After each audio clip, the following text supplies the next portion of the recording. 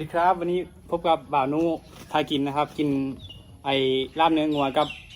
อ่อมเนื้อครับสักอ่อมแล้วเมื่อกี้นี่ก็ผักกระโดดแล้วก็มะเขือนี่แหละหลายอย่างกับข้าวเหนียวมากินกับน้องครับวันนี้เกี่ยวข้าวนานพูดมากินเลยหิวคนเข้ากันนะแล้วก็นึ่งข้าวแล้วกินด้วยกันหรือเปล่าอะไรจ้าออมเส้นร้อนอ๋อกับไก่เส้นร้อน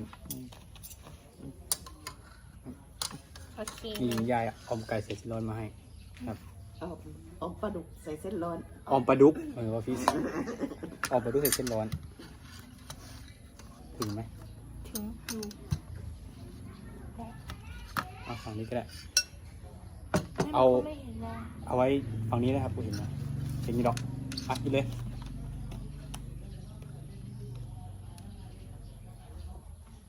กินข้าวไม่ใหญ่เลยไหมไอ้กล้องต้องใส่ไอ้กล้องครับ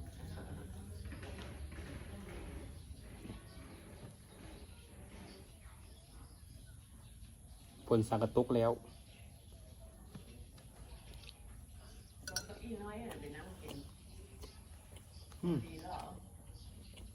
ไม่เป็นไร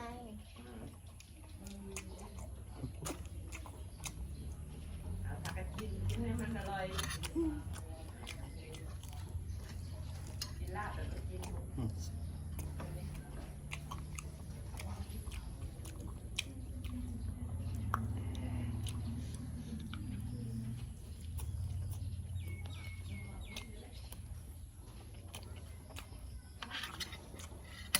เอาข้าวให้น้องไป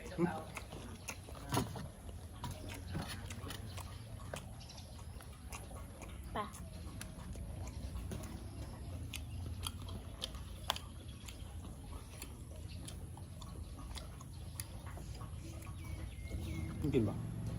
กินกินไหมถึงตาวเด้อโอเคเลย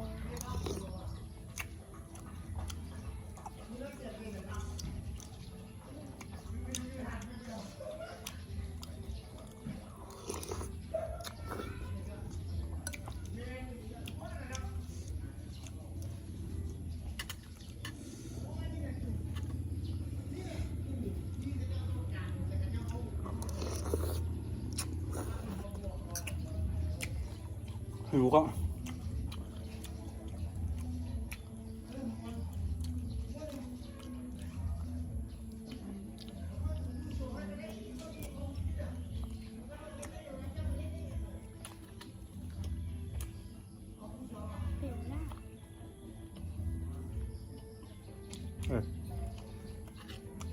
แซ่บไหมอะไรไหมไม่เอาจานสำรองมาให้เอาจานสำรองมาข้าวเต็มโต๊ะเลยจานสำรองมาเลย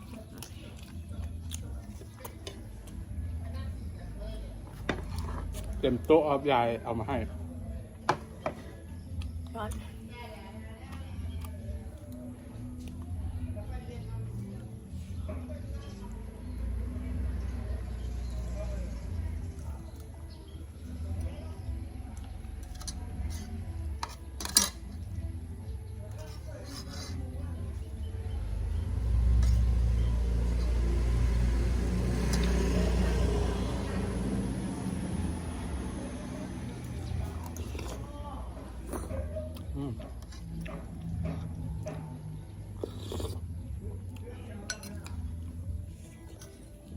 อร่อย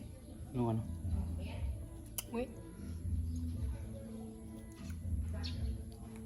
คนละฝั่งเลย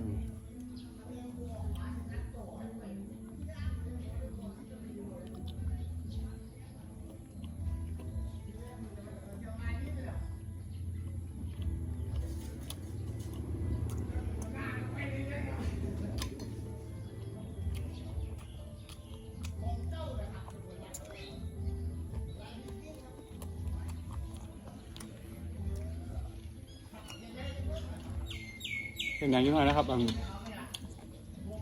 ข้างบ้านคุยกัน อาจจะมีเสียงรบกวนนิดนึง นิดแหละ มือก็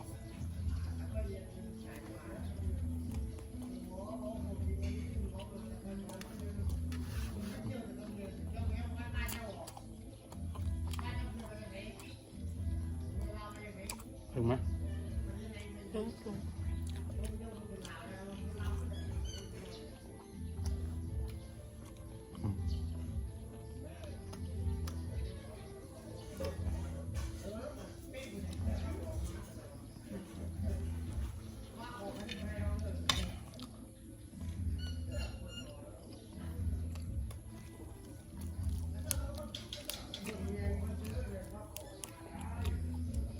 ก็กระโดดครับ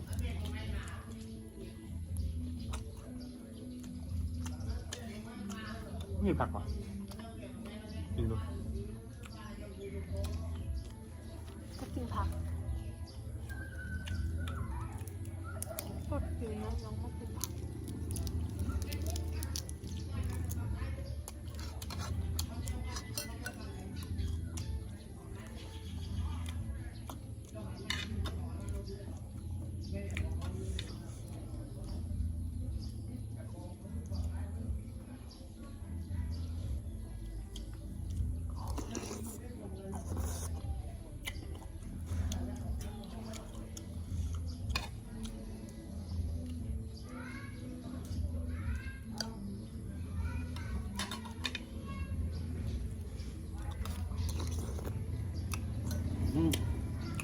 หอม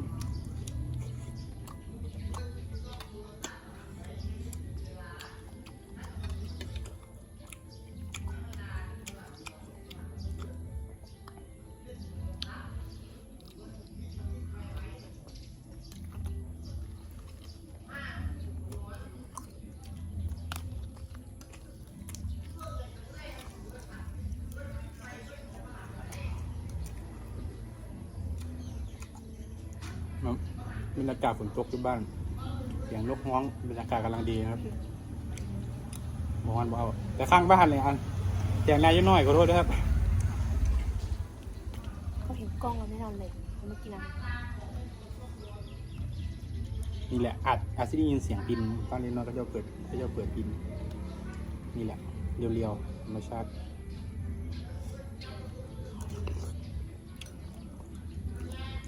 เพื่อเปิดเห็นคลิปนี้แล้วคิดฮอดบ้านอีสานบ้านเฮา คิดถึงน้องแน่เลย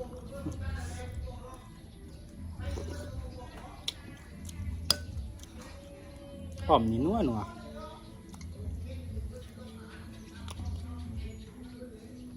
สมุนไพรเขาดีจริงอร่อยเมนูอันอ่อมเนี่ย อร่อยดี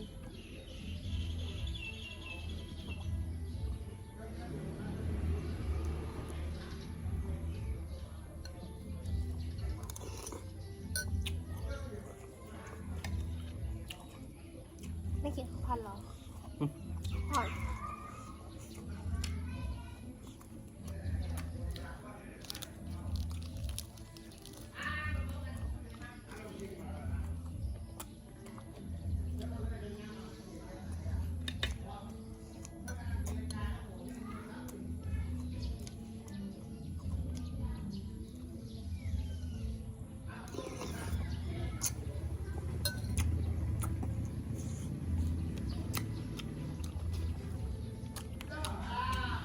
เอ็มเหรอ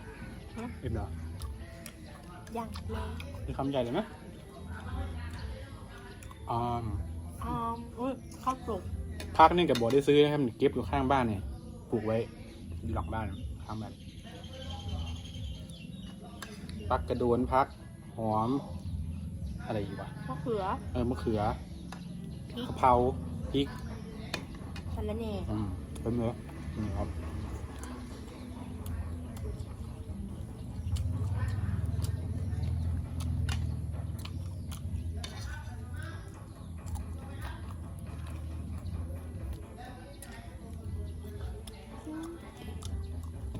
ข้างบ้านสับสมุนไพรแน่นอนเลย จะเสียงนะปก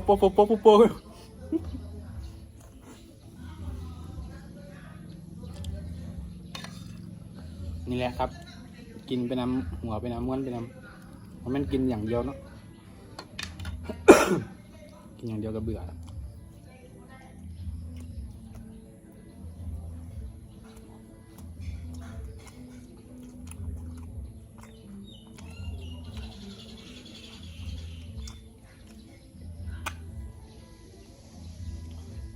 ว่าจะเอาเสียงพินใส่ไม่ต้องแล้วอยู่ข้างๆนี่มีเสียงพินแล้วโอ้เพชรข้าน้องเพชรยิบไปครับโอ้เพชรหล่อเมื่อกี้เสร็จอ้อมแกงปลาดุกสีเส้นร้อนใหญ่แซ่บแต่ซิกเนเจอร์ของมันนี้คืออ้อมเนื้อ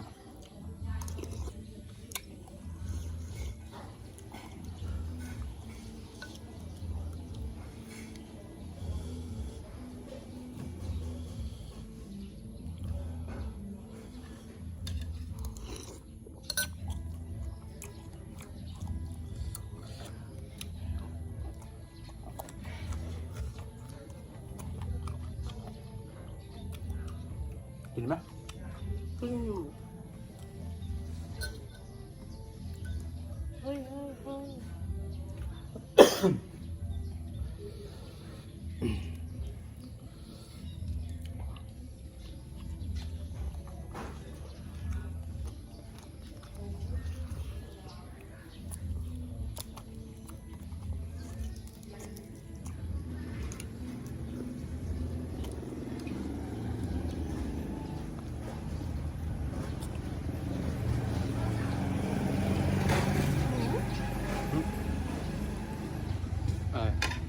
หมู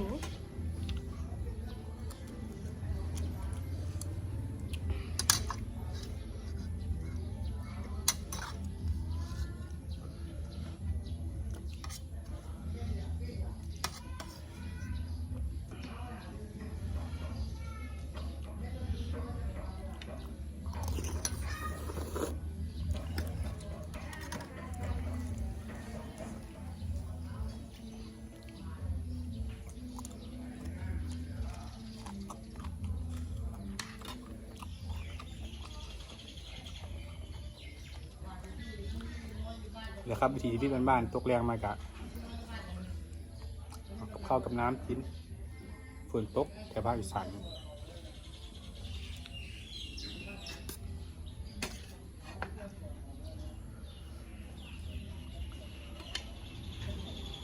กินข้าวผัดกับน้องกันยังไง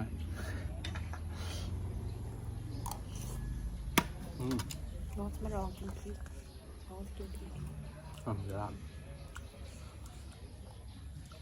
กินทีมันไม่กิน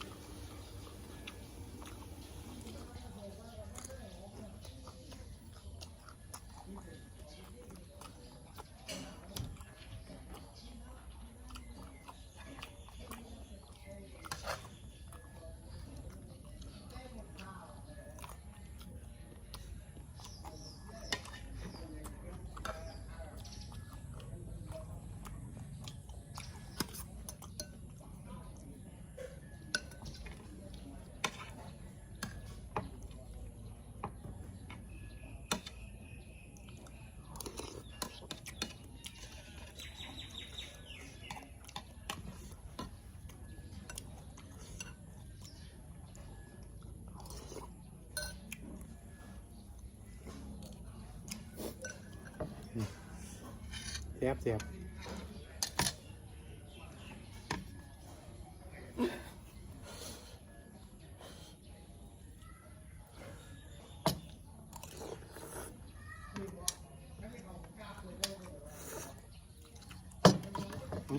เริ่มมาแล้วเพื่อนบ้าน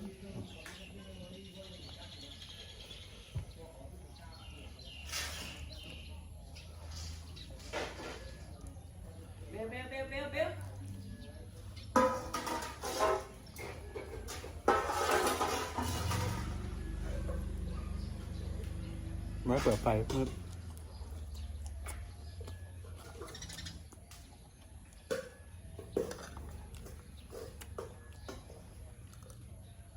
เนี่ย เริ่มอิ่มแล้ว เพราะอร่อยไหม อืม มีอะไรบ้าง ข้าวผัด ข้าวพัดแกงบรูใส่เส้นร้อน แล้วก็อ่อมเนื้องัวใส่นี่แหละไปพักหลายๆสมุนไพรนำทีเด็ด แล้วก็ลาบเนื้อ ลืมบีบมะนาวใส่ เอาไว้คลิปนี้ก็ขอบคุณนะครับ ขอบคุณที่กดไลค์ กดแชร์ กดติดตาม ฝากกดไลค์ กดแชร์ กดติดตาม ช่องบ่าวนุพากิน และกับเพจบุ๊กนะครับบ่าวนุพากิน TikTok บ่าวนุพากิน บรรยากาศเรียวๆว่าได้ตัดต่ออย่างมากมายนี่เห็นยายเอาอาหารมาแล้วก็ยินเสียงคนข้างบ้านอาจจะมือจะหน่อยเพราะว่าถ่ายตอนค่ำๆนะครับค้ายกับข้าวอยู่ผมก็ได้เปิดไฟลืมเปิดแหละโอเคครับถ้ามาคลิปนี้ก็กดไลค์กดแชร์กดติดตามฝากไว้เท่านี้นะครับขอบคุณครับ